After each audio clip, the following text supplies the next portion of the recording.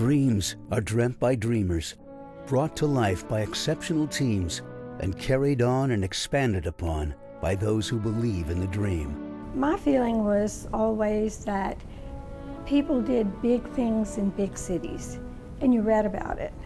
But Craig wasn't content to just read about it. He was going to go out there and do something about it. You know, I think Craig's philosophy has been trying to be at the forefront. And I think that has trickled down to the vast majority of the people in this practice. I knew it was going to grow. I didn't know to what extent. My aspiration when I started was just to have a little cardiology practice in a small town, and to see that it developed in a big thing with, gosh, I don't know what, 400 or 500 employees now. It blows my mind. As even a small practice, we obtained new technologies very early on. Rapid learning, rapid evolution, a lot of hard work. The fact that I've been able to be part of this team for these years and provide the level of care that I and we all have provided makes me feel very fulfilled.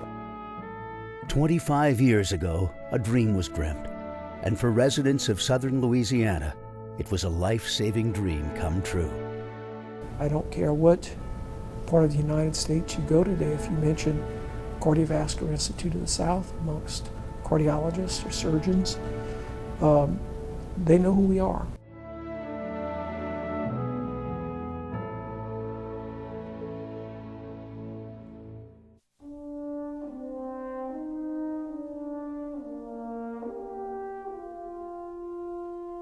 The beginning of CIS is a story of a hometown kid returning with a mission to bring his hometown, Houma, Louisiana, world-class cardiovascular care.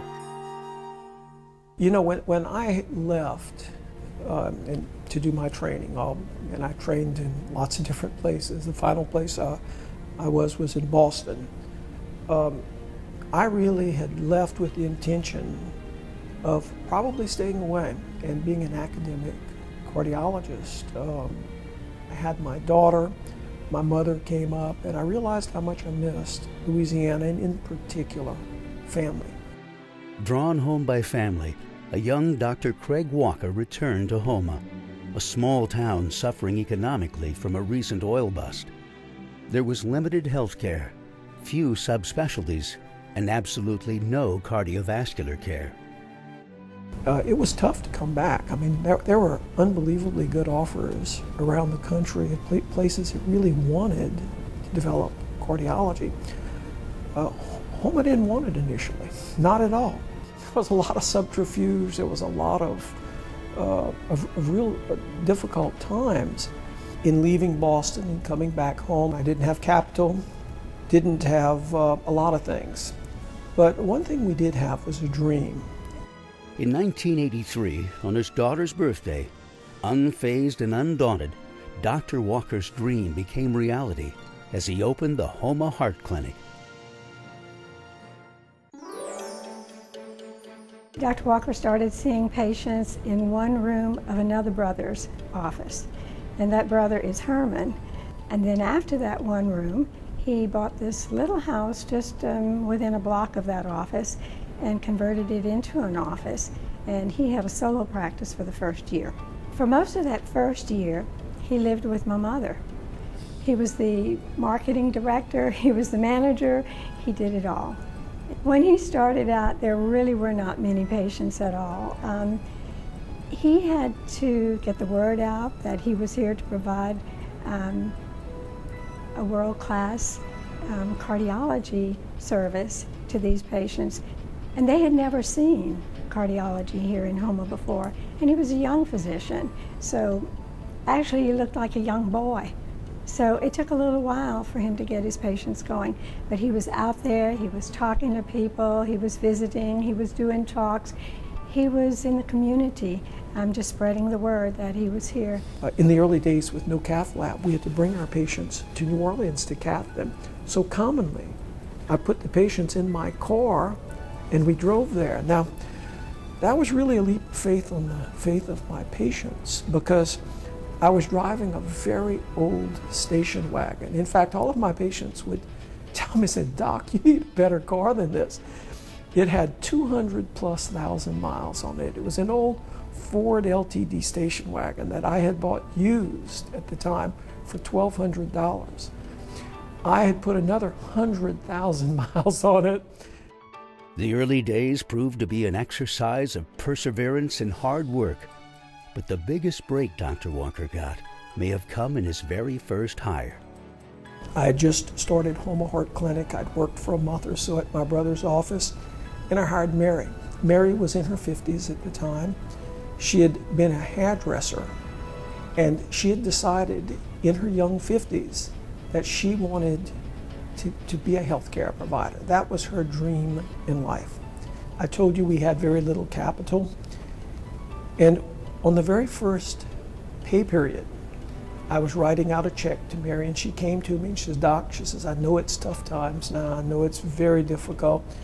She says, "I don't want you to pay me right now." She says, as we start to collect, then you can pay me, but not now. You know, we on a much bigger mission than that.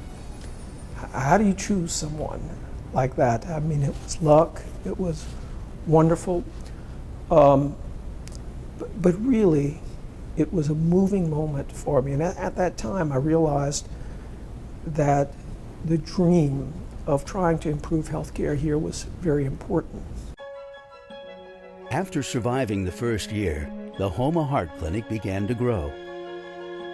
In year 2, Dr. Ladd came aboard. And in year 3, Dr. Stagg came aboard. And he and I came aboard about the same time. And I remember Craig had asked if I wanted to join the staff and do echoes. And at that time, I told him, "I just don't think you're busy enough to keep me interested." Little did I know. The Houma Heart Clinic had tapped into one of the most condensed areas of heart disease in the United States. Once word of the practice was out, patients poured in from all over southern Louisiana. A lot of pathology and disease in South Louisiana, maybe more here than anywhere in the world. And so we had patients who had been untreated, patients who had all of this disease. At that time, by Medicare's database, Houma stood out as a black dot amongst America as one of the very highest, having one of the very highest death rates from cardiovascular disease. With momentum building, the hospital began expanding its cardiovascular capabilities. However, the one thing missing was qualified personnel to work these new healthcare positions. We made tons of great decisions. We brought in a brilliant cath lab technician to head our cath labs, Gary Chasson. I donated time and went to the local university and said, "Look, we need more nurses. We don't have nurses trained in critical care. We need more." They said, "We don't have the funds." We went out and we raised funds. We got chaired professorships. We almost tripled the size of the nursing class. In those early years, I donated time and would go up to Nichols and actually teach those nurses. We brought them down. So we actually even took on educating a whole force of nurses to be able to care for our patients because they didn't exist at the time. The Houma Heart Clinic was soon growing out of its own buildings, expanding into other markets, and quite literally growing out of its own name. There was a huge demand for us to go all over the state, in fact, out of state. So we had to rethink our name. How can we be Houma Heart Clinic and be in all of these various areas around the country? So we didn't want to limit ourselves, and we thought about this, and we decided we'd call ourselves Cardiovascular Institute of the South. Dr. Walker did it all at first, and I sort of helped him out with administrative duties. But at some point, you got to see patients to make a living. I think over time, as the practice continued to grow, it became impossible for Dr. Walker or Dr. Ladd or any of the senior physicians to try to manage the practice. Too many people, too many business arrangements, too much equipment to purchase, too many buildings to build and purchase. And so I think they made a very smart decision at some point many years ago to hire professional management. CIS is a physician-led company, and our physicians understand what our patients need and understand what is going to help make us successful into the future. And as a management team, we always look to our physicians to guide us into the directions that we need to go. And we're really blessed to have a whole bunch of physicians that have helped guide us over the years, and it's one of the main reasons that CIS has been successful. With management managing and physicians practicing medicine, the sky was the limit for CIS. The practice was built on the principle of providing patients with the most current technology available. With a shared vision, CIS not only took Louisiana by storm, it eventually carved itself a prestigious place in the world arena of cardiovascular care. One of the next big things that came out was we were asked to be first-year investigators for many new technologies, and perhaps the most important of those was the stent. There were only 10 sites chosen in the entire United States for the iliac stent trial, which was the first trial. And then with the coronary stent trial, again, only 10 sites chosen. And we happened to be the site for both of those. All of a sudden, we were on a national radar. First a local radar, then a national radar. There were people saying, who are these guys in Houma, Louisiana with this big practice that have the audacity to dream big? We started doing peripheral disease. We started doing conferences where people from all over the world would come. Cardiovascular Institute of the South soon became a mecca for research and education. Today, CIS is participating in nearly 30 different research protocols. In addition, numerous physicians, nurses, technicians, and members of industry have been educated by CIS. And for nearly a decade, CIS has hosted New Cardiovascular Horizons, a conference that attracts 3,500 multidiscipline attendees each year.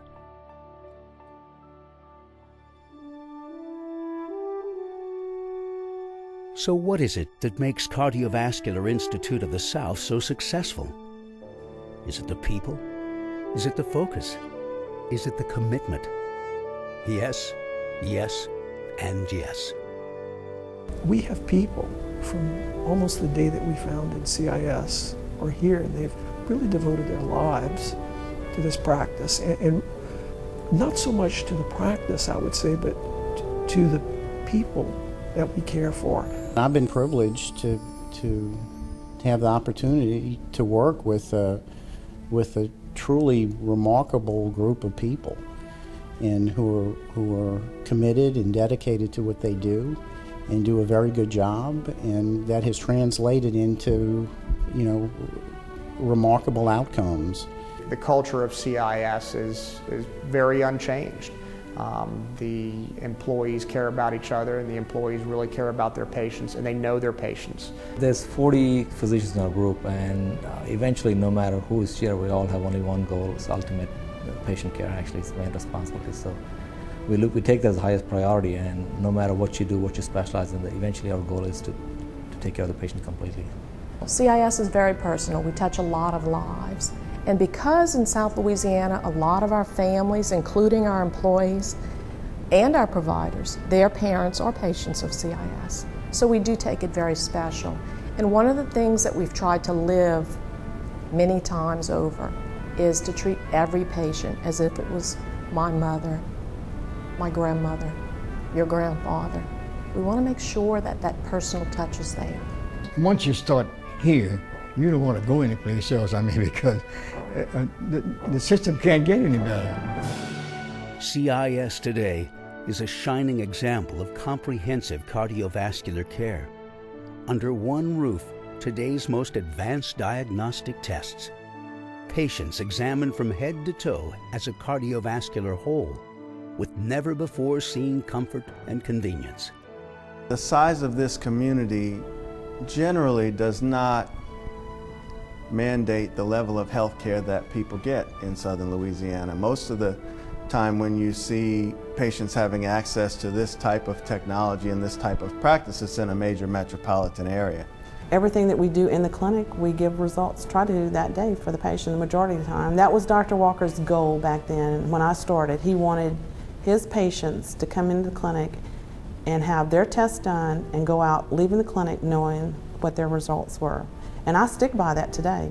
You don't recruit the kind of physicians that CIS has without being special. We have some of the best doctors in the country. They're hardworking guys. They're very successful, but you know they're down to earth. They know who they are. They respect the employees in the hospital. They respect the employees here. They're just a good group of people, and it's fun to be around. You know, we do get along. There is a camaraderie and a willingness to work together. The primary benefit of working here is the attitude of the staff as well as the company itself, of being open to those therapies and kind of being at the forefront of delivering those therapies. The good thing about CIS is having multiple physicians. Each person has a chance to kind of focus on things that they're good at, and some people have additional skill sets where they do interventions on the carotid arteries. Other people do more peripheral interventions on the legs. If you really show interest in certain things, they go out of the way to encourage you to proceed with it, you know, rather than telling you why you cannot do it. As CIS closes out its first 25 years, one can't help but wonder what the future may hold. Continued growth? Perpetual expansion? It's now time to look at opportunities to move the practice to other locations that are in need. And so that's the process that we're currently on right now, growing the practice in looking at other communities in Louisiana, but actually looking all over the country at communities where there's a clear need for the level of care and the quality of work that our doctors can produce. We're looking at every market in the United States that's between 30,000 and 100,000 people that does not have a cardiology provider. We have developed a plan that works well in smaller communities. Yeah, I'm not saying this is right for every community, but we have a proven plan that has worked very well in that size communities, working with hospitals, where all parties win, hospital, the physician, and the patients for sure. We're going to bring a level of care to smaller communities like they've never seen. And when CIS gets into a hospital, it doesn't just raise the bar on cardiology, it raises the bar on every specialty within that hospital. Healthcare in that community rises as a result of CIS becoming a part of it.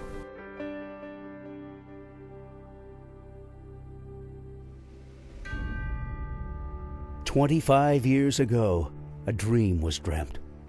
As CIS looks to the future, it must not forget its past. It must not forget its mission, its purpose. It must not forget its dream.